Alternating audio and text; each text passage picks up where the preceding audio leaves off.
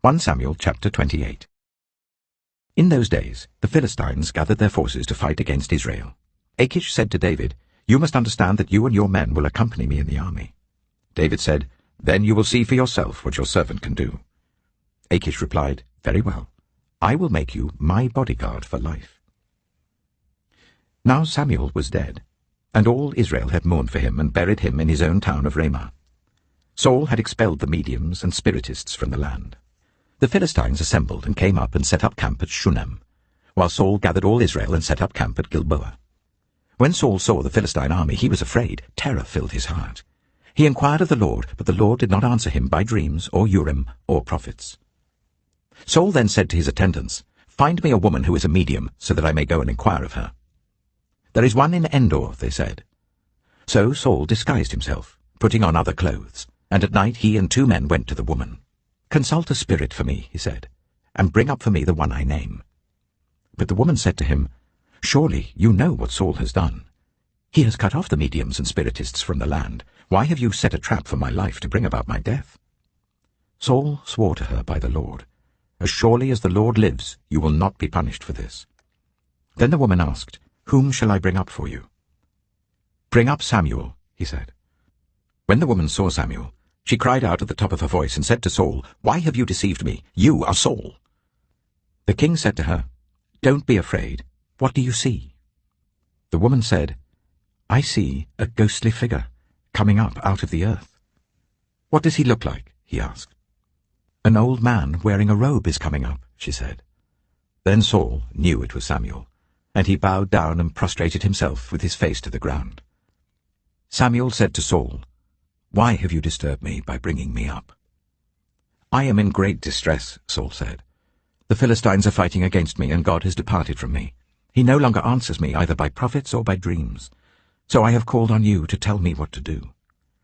Samuel said, "Why do you consult me, now that the Lord has departed from you and become your enemy? The Lord has done what he predicted through me. The Lord has torn the kingdom out of your hands and given it to one of your neighbors, to David. Because you did not obey the Lord or carry out his fierce wrath against the Amalekites, the Lord has done this to you today. The Lord will deliver both Israel and you into the hands of the Philistines, and tomorrow you and your sons will be with me. The Lord will also give the army of Israel into the hands of the Philistines." Immediately Saul fell full length on the ground, filled with fear because of Samuel's words. His strength was gone, for he had eaten nothing all that day and all that night. When the woman came to Saul and saw that he was greatly shaken, she said, "Look, your servant has obeyed you. I took my life in my hands and did what you told me to do. Now please listen to your servant, and let me give you some food, so that you may eat and have the strength to go on your way." He refused and said, "I will not eat." But his men joined with the woman in urging him, and he listened to them. He got up from the ground and sat on the couch. The woman had a fattened calf at the house, which she slaughtered at once. She took some flour, kneaded it, and baked bread without yeast. Then she set it before Saul and his men, and they ate. That same night they got up and left. 1 Samuel chapter 29. The Philistines gathered all their forces at Aphek, and Israel camped by the spring in Jezreel. As the Philistine rulers marched with their units of hundreds and thousands, David and his men were marching at the rear with Achish.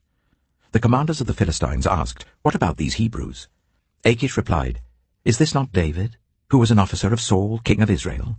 He has already been with me for over a year, and from the day he left Saul until now I have found no fault in him."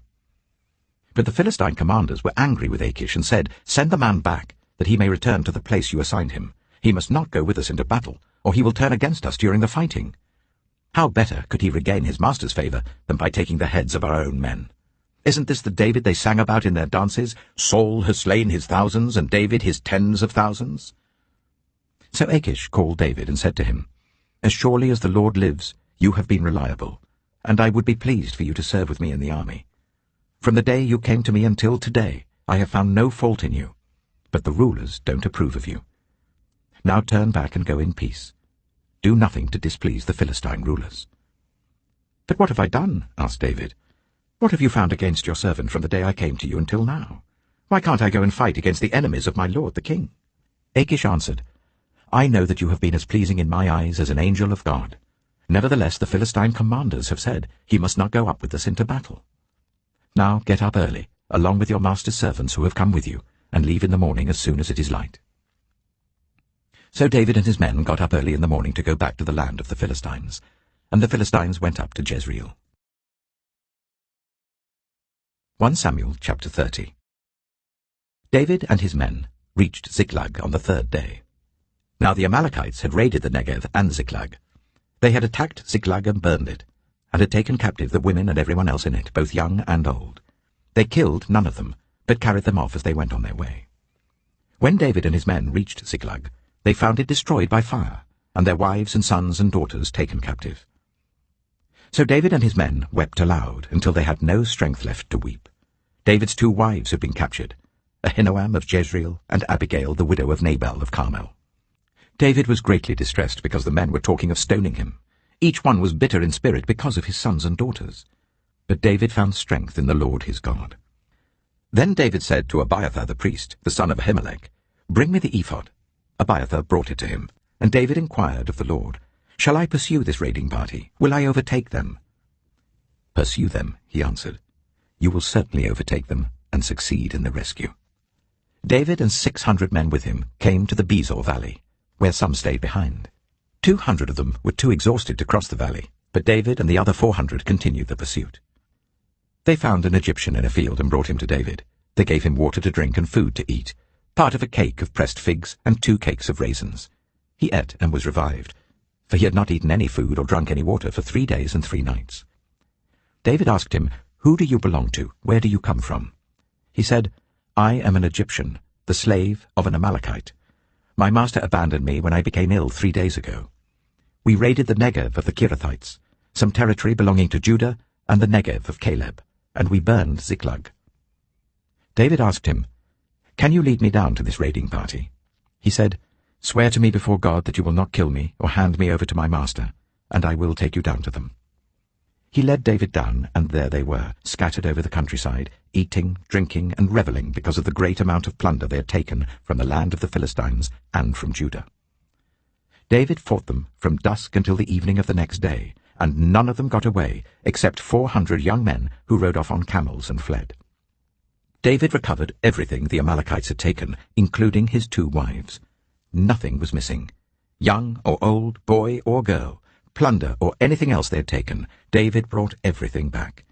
He took all the flocks and herds, and his men drove them ahead of the other livestock, saying, "This is David's plunder." Then David came to the 200 men who had been too exhausted to follow him, and who were left behind at the Bezor valley.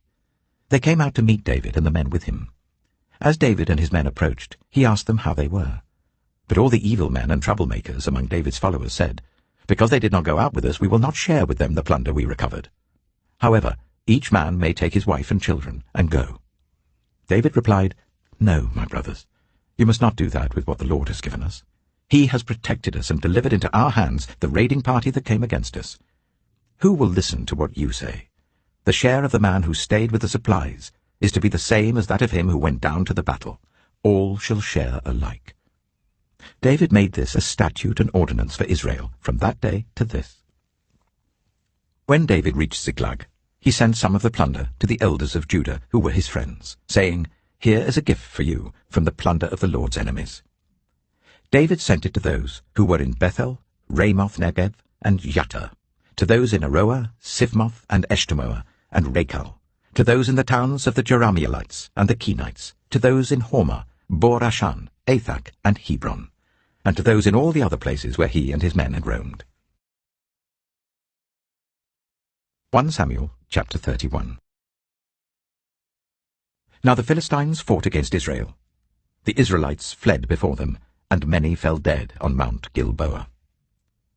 The Philistines were in hot pursuit of Saul and his sons, and they killed his sons Jonathan, Abinadab, and Malchishua. The fighting grew fierce around Saul, and when the archers overtook him, they wounded him critically. Saul said to his armor-bearer, "Draw your sword and run me through, or these uncircumcised fellows will come and run me through and abuse me." But the armor-bearer was terrified and would not do it. So Saul took his own sword and fell on it. When the armor-bearer saw that Saul was dead, he too fell on his sword and died with him. So Saul and his 3 sons and his armor-bearer and all his men died together that same day. When the Israelites along the valley and those across the Jordan saw that the Israelite army had fled, and that Saul and his sons had died, they abandoned their towns and fled. And the Philistines came and occupied them. The next day, when the Philistines came to strip the dead, they found Saul and his 3 sons fallen on Mount Gilboa. They cut off his head and stripped off his armor, and they sent messengers throughout the land of the Philistines to proclaim the news in the temple of their idols and among their people.